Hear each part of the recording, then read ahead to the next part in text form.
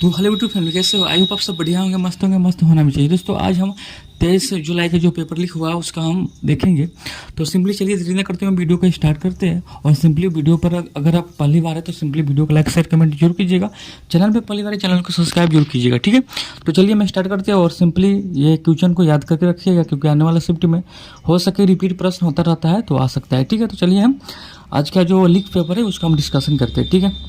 तो सबसे पहला नंबर क्वेश्चन आपके स्क्रीन पर है, इसका आंसर देने का प्रयास कीजिएगा।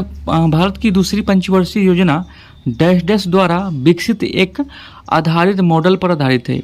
तो याद रखिएगा कौन हो जाएगा, इसका आंसर आपको सी हो जाएगा, पीसी महाल नोविस, ठीक है। महाल नोविस याद रखिएगा। ऑप्शन नंबर इसका 4 नंबर सही होगा, ठीक है। अगला है प्लासी का युद्ध कब लड़ाई हुआ, बताइएगा। जो प्लासी का युद्ध हुआ कब युद्ध हुआ बताइएगा। तो याद रखिएगा 23 जून 1757 में 1757 में प्लासी का युद्ध हुआ। कब हुआ? तो 23 जून 1757। ऑप्शन नंबर इसका 2 नंबर सही होगा, ठीक है, याद रखिएगा। अगला है गुरु गोविंद सिंह का बचपन का नाम क्या था। तो ये पूछा गया है, मतलब 23 जुलाई के पेपर में। तो गुरु गोविंद सिंह का बचपन का नाम क्या है बताइएगा। इसका बचपन का नाम क्या था? तो इसका बचपन का नाम था गोविंद राय। याद रखिएगा इसका बचपन का नाम क्या था, गोविंद राय इसका बचपन का नाम था। अगला है पटना में प्रमंडल की संख्या कितनी है। पटना में प्रमंडल की संख्या कितनी है? तो पटना में प्रमंडल की संख्या कितनी है? तो याद रखिएगा कितना है, तो 6 याद रखिएगा, ठीक है। अगला प्रथम बौद्ध परिषद कब और कहाँ स्थापित हुआ बताइएगा। प्रथम जो बुद्ध परिषद कब और कहाँ स्थापित हुआ। तो याद रखिएगा कहाँ हुआ। तो याद रखिएगा पहला जो है राजगृह में हुआ। राजगृह में यानी जो 4 होता है ना, 4 बौद्ध संगीत हुआ था। तो पहला आपको राजगृह में हुआ, 483 ईसा पूर्व में हुआ, याद रखिएगा, ठीक है। अगला क्वेश्चन को चलते हैं। तो अगला है माल और सेवा का जीएसटी को लागू करने वाला पहला देश कौन है। माल और सेवा कर में लागू करने वाला पहला कौन है, पहला देश कौन है जो जीएसटी लागू किया था। याद रखिएगा कौन हो जाएगा। तो याद रखिएगा आपको ऑप्शन नंबर 4 हो जाएगा, यानी फ्रांस हो जाएगा, ठीक है। कौन हुआ? तो फ्रांस हो जाएगा, ठीक है। अगला है शिक्षक के लिए राष्ट्रीय पुरस्कार पहली बार डैश डैश में स्थापित किए गए हैं। तो शिक्षक के लिए पहली बार डैश डैश में स्थापित किए गए। तो याद रखिएगा आपको 1958 में हुआ। 1958 में ये आपको स्थापित किए गए, ठीक है। मुंडा विद्रोह कब हुआ? तो याद रखिएगा। तो मुंडा विद्रोह कब हुआ बताइएगा। तो मुंडा विद्रोह आपको 1899, याद रखिएगा 1899 से आपको 1900 में हुआ, ठीक है, ठीक है, याद रखिएगा। ऑप्शन नंबर इसका कौन हो जाएगा, 3 नंबर इसका सही हो जाएगा। ऑप्शन नंबर 3, ठीक है। 1899 से 1900 में ये चला, ठीक है। अगला है निम्नलिखित में कौन सी नदी महाबलेश्वर से निकलती है। निम्नलिखित में कौन सी नदी है जो महाबलेश्वर नदी से निकलती है। तो याद रखिएगा ये हो जाएगा कृष्णा नदी। कौन हो जाएगा? कृष्णा नदी हो जाएगा, याद रखिएगा। ऑप्शन नंबर ये इसका सही होगा, यानी कृष्णा नदी इसका राइट आंसर हो जाएगा। अगला है 2025 का G7 आउटरीच शिखर सम्मेलन का आयोजित कहाँ किया गया। तो याद रखिएगा कहाँ किया गया बताइएगा इसका आंसर। तो याद रखिएगा इसका आपको कहाँ आयोजित किया गया, याद रखिएगा कना नसिक, याद रखिएगा कना नसिक में आपको ये आयोजित किया गया। ऑप्शन नंबर 3 इसका सही हो जाएगा, ठीक है। अगला है भारत के राष्ट्रपति बनने के लिए आयु कितनी होती है, उम्र कितनी होती है। तो याद रखिएगा 35 वर्ष की उम्र में भारत के राष्ट्रपति बन सकते हैं।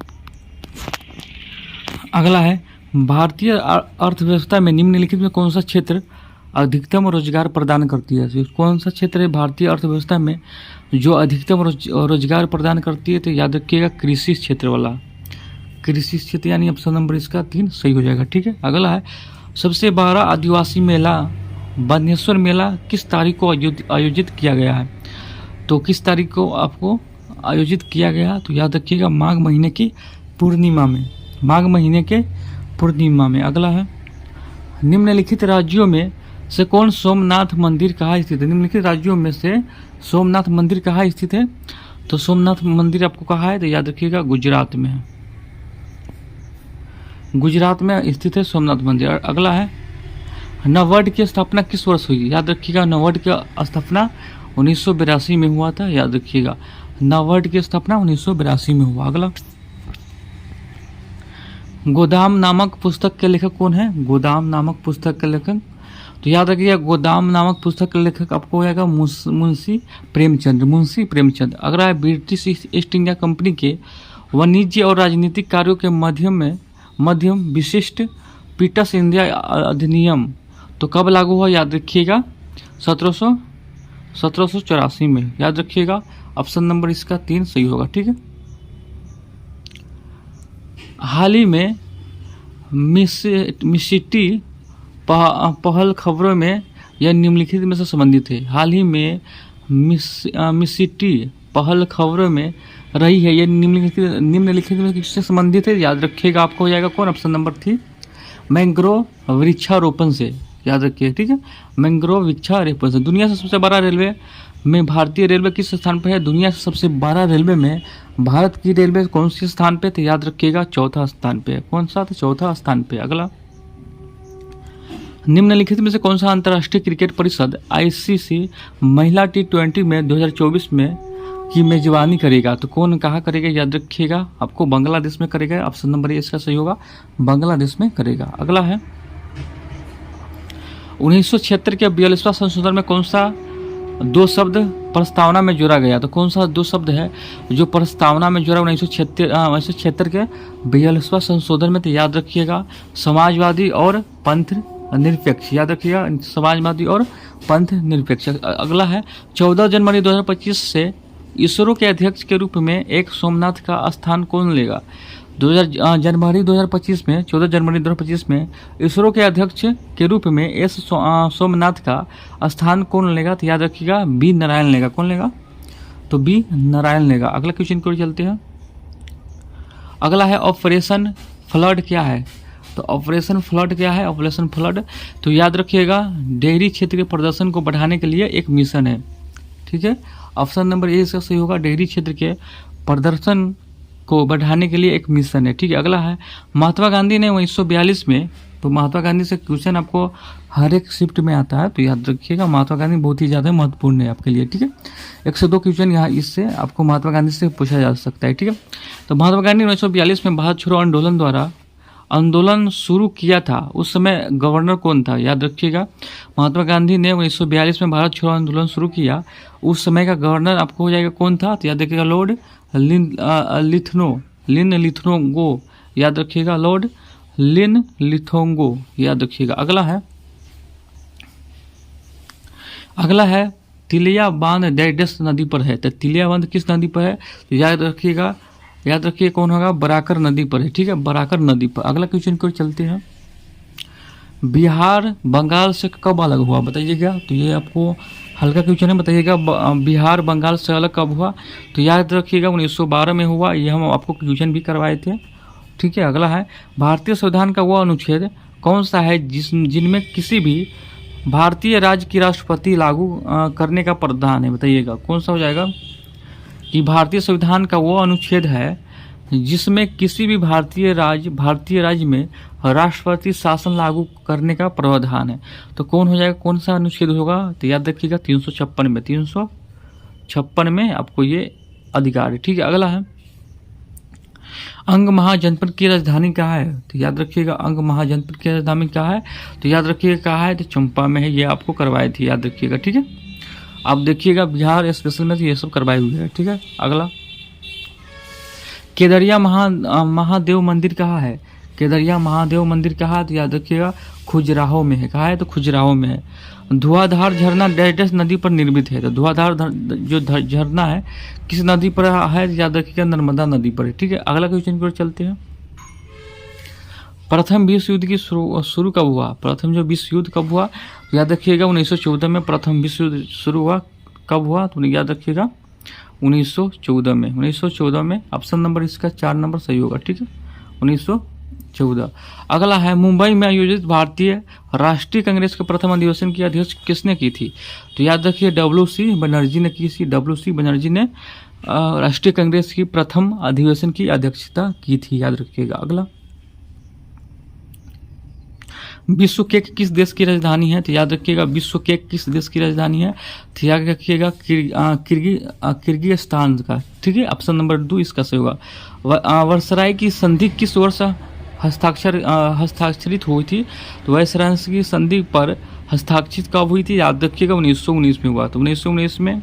और ये भी याद रखिएगा रोलेक्ट एक्ट कब हुआ था? 1919 में हुआ था। ये भी आपके लिए बहुत ही ज़्यादा महत्वपूर्ण है।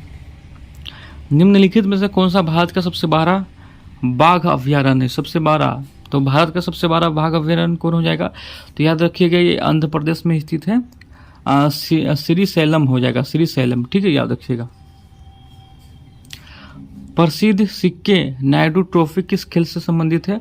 प्रसिद्ध सिक्के नायडू ट्रॉफी किस खेल से संबंधित है? याद रखिएगा क्रिकेट से संबंधित है, क्रिकेट से। ठीक है, याद रखिएगा।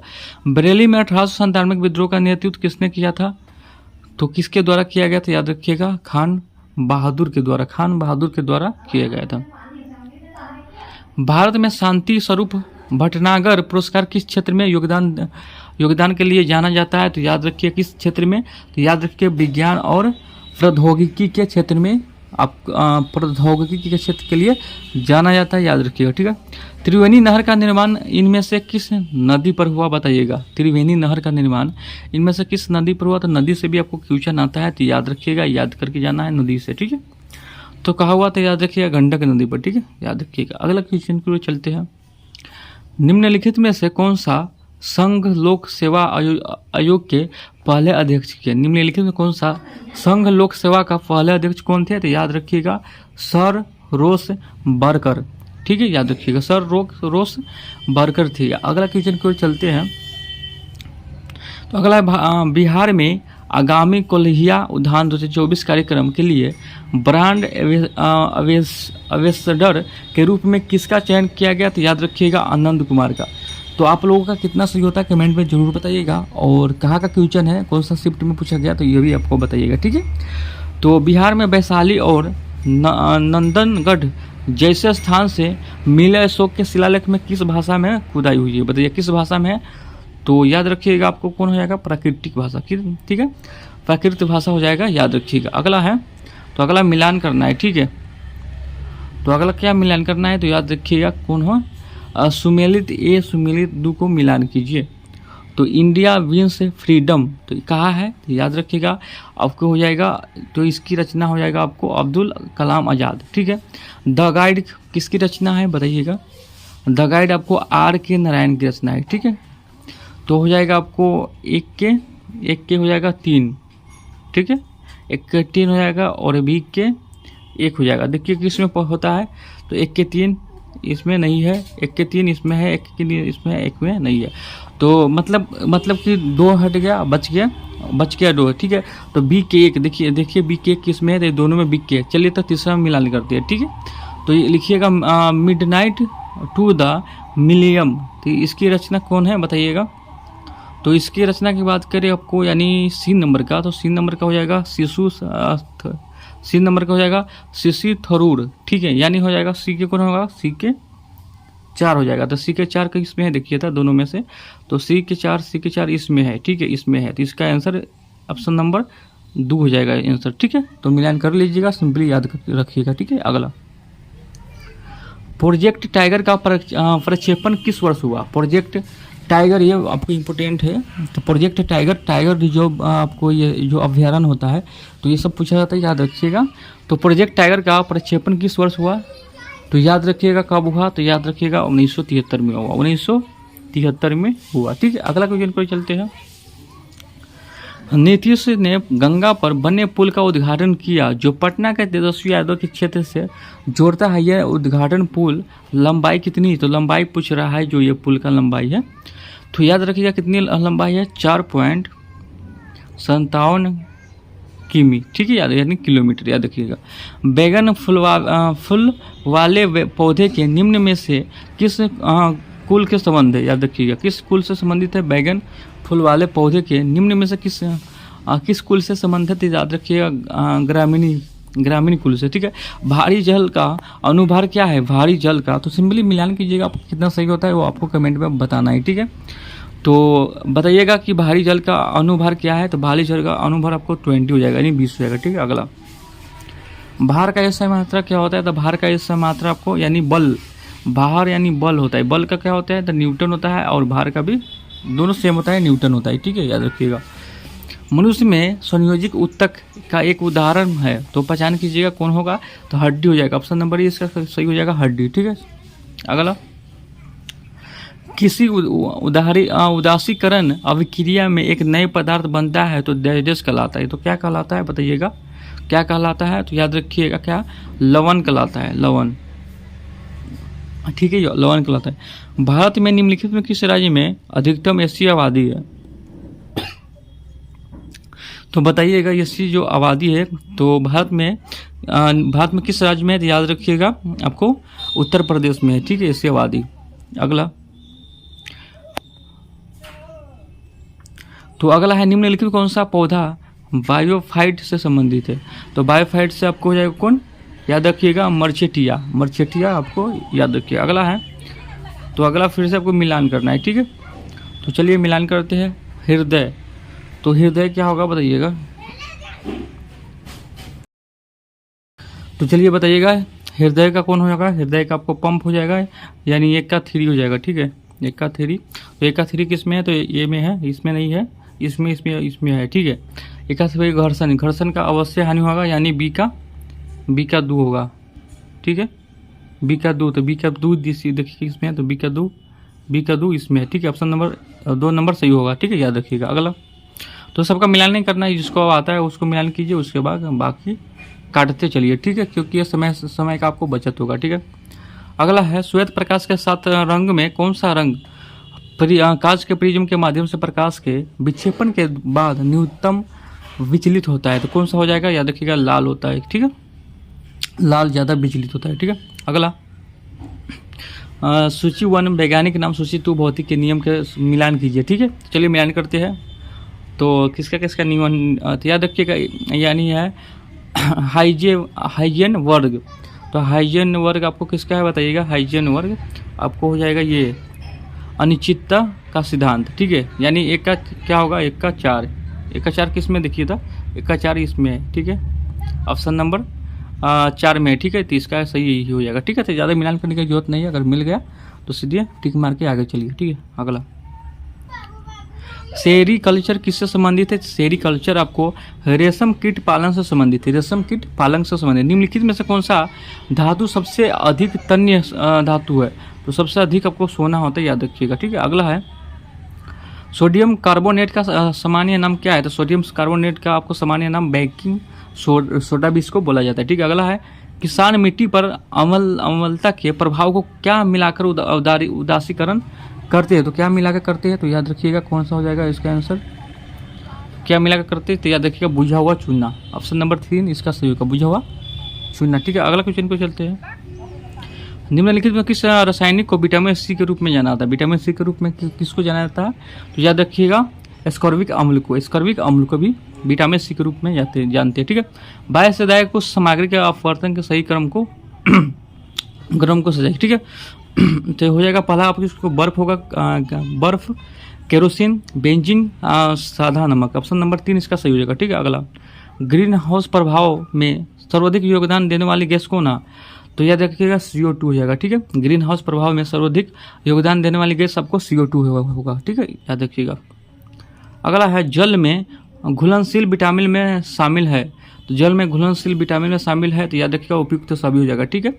तो सिंपली इसमें कुछ हार्ड होता है, कुछ मतलब हल्का भी होता है, कि मतलब आपको 30 से 40 हल्का होता है, बाकी सब हार्ड होता है, ठीक है। तो सिंपली सब शिफ्ट में अलग अलग आपको सेंटर, मतलब कि सब जिला का अलग अलग क्वेश्चन आता है, तो किसी में हल्का किसी में हार्ड पड़ जाता है, ठीक है, याद रखिएगा। तो याद रखिएगा 64 नंबर, जब किसी धातु वस्तु का तापमान बढ़ाया जाता है तो इसके प्रतिरोधकता किस प्रकार से प्रभावित होता है। तो याद रखिएगा वो हमेशा बढ़ता है, ठीक है, वो हमेशा बढ़ता है। विज्ञान की वह शाखा जो कोशिकाओं का अध्ययन करती है उसे क्या कहते हैं। तो कोशिका का जो अध्ययन करता है तो उसे क्या कहते हैं। तो याद रखिएगा साइटोलॉजी कहते हैं, साइटोलॉजी कहते हैं, यानी कोशिका विज्ञान, ठीक है। एक निश्चित स्वरूप में व्यवस्थित तारों का समूह को डाइजेस्ट कहते हैं, क्या कहते हैं, याद रखिएगा।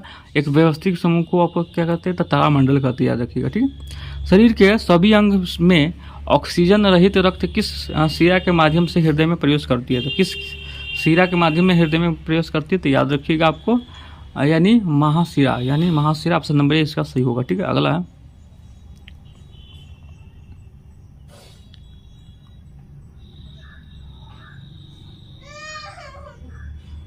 तो अगला है उस अंग का नाम बताइए जहाँ भ्रूण विकसित होता है। उस अंग का नाम बताइए जहाँ भ्रूण विकसित होता है। यहाँ रहती है गर्भाशय हो जाएगा। ठीक है, मक्खन डाइजेस्ट द्वारा दूध से पृथक किया जाता है, दर्शन मैंने अलग किया जाता है। किसके द्वारा? तो मंथन के द्वारा। मक्खन को मंथन करता है तभी न होता है, अलग होता है। चलिए,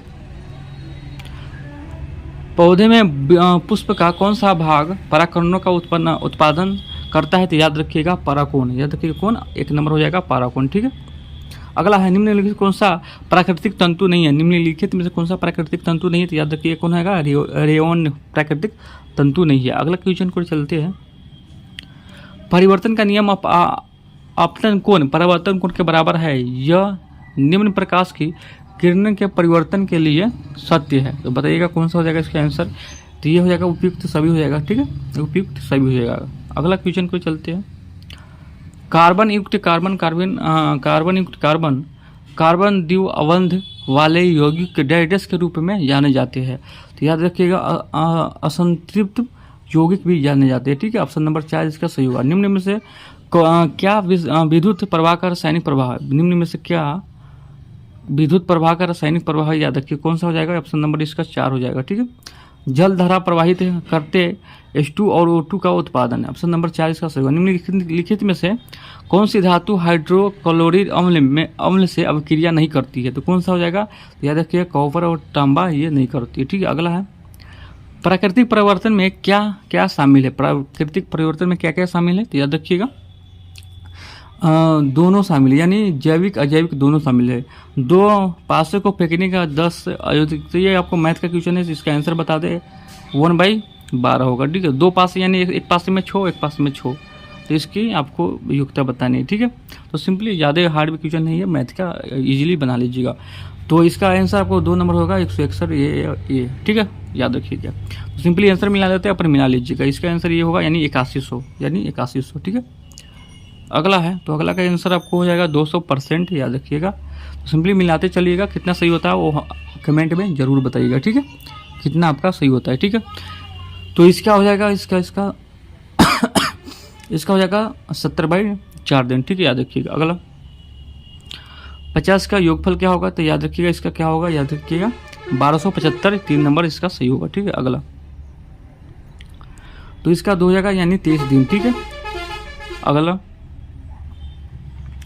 तो अगला का हो जाएगा यानी कितना? तो 5 दिन। ठीक है, क्रम से ये टाइमेज वर्क का है। ठीक है, तो याद रखिएगा इस सब का आपको एलसीएम लेना पड़ेगा। ठीक है, तो सिंपली एलसीएम लेके आपको ये बनाना पड़ेगा। ठीक है, तो सिंपली बना लीजिएगा। इसके आंसर की बात करें 5 दिन हो जाएगा। ठीक है, याद रखिएगा। अगला है तो अगला इसका 14,580 होगा। याद रखिएगा। ठीक है, अगला है तो ये हिंदी का है। सृजन शब्द का विलोम क्या होगा? इसका उल्टा क्या होगा? याद रखिएगा दुर्जन, यानी सीधा तो दुर्जन। ठीक है, सृजन यानी सीधा। तीर शब्द का परिभाषी शब्द क्या है? तीर शब्द का, तो चलिए उत्तर आंसर देखते हैं। तीर शब्द का परिभाषी शब्द हो जाएगा आपको कौन? याद रखिएगा पंचमुख। क्या होगा? तो पंचमुख, याद रखिएगा। ठीक है, अगला किस वाक्य में सकमर्क क्रिया नहीं है? तो कौन सा वाक्य में? याद रखिएगा श्याम रोता है, इसमें नहीं है। निम्न में से कौन सा रचना महादेवी वर्मा का नहीं है? तो कौन सी रचना जो महादेवी वर्मा का नहीं है? तो याद रखिएगा आंगन के पाठ द्वारा। ठीक है, चक्र प्राणी में कौन सा समास है? चक्र पानी में कौन सा समास है? याद रखिए बहुब्रीहि समास है। ऑप्शन नंबर 4 इसका सही है। इनमें से कौन सा अर्थ अंगूठा चुभना मुहावरे के लिए? अंगूठा चुभना का मुहावरे का अर्थ क्या है? तो इसका आंसर हो जाएगा कौन? खुशामद करना। ठीक है, कवित्री की शुद्ध वर्तनी क्या है? तो ये आपको पूछा गया था, यानी 20 का जो एग्जाम हुआ तो उसमें पूछा गया था। ठीक है, तो कवित्री के शुद्ध आपको क्या हो जाएगा? याद रखिएगा कवित्री, यानी ऑप्शन नंबर 4 इसका सही होगा। ठीक, अगला है अति उन्नतम का संधि विच्छेद क्या होगा? याद रखिएगा अति प्लस उन्नतम। ठीक है, तो इंग्लिश का आ गया, तो इंग्लिश का देख लेते हैं। इंग्लिश का मिलान करते चलिएगा, यानी ऑप्शन नंबर 4 इसका सही होगा। और 95 का हो जाएगा ऑप्शन नंबर 4। और चलिए अगला 96 का हो जाएगा, ऑप्शन ये आपको बी हो जाएगा, ठीक है। अगला और 97 का आपको 2 नंबर हो जाएगा, तो सिंपली मिलान करते चलिएगा कितना आपको सही होता है, ठीक है। तो 98 की ओर चलते हैं। 98 का कौन है, 98 की 1 नंबर हो जाएगा, ठीक है। और 99 का हो जाएगा आपको वेयर, ठीक है, याद रखिएगा। और अंतिम यानी 100 का कौन हो जाएगा, 100 का आपको हो जाएगा 3 नंबर। तो सिंपली आपका कितना सही होता है कमेंट में जरूर बताइएगा। और आज का वीडियो कैसा लगा तो सिंपली वीडियो को लाइक शेयर कमेंट जरूर कीजिएगा। फिर एक नए वीडियो के साथ, तब तक के लिए जय हिंद जय भारत।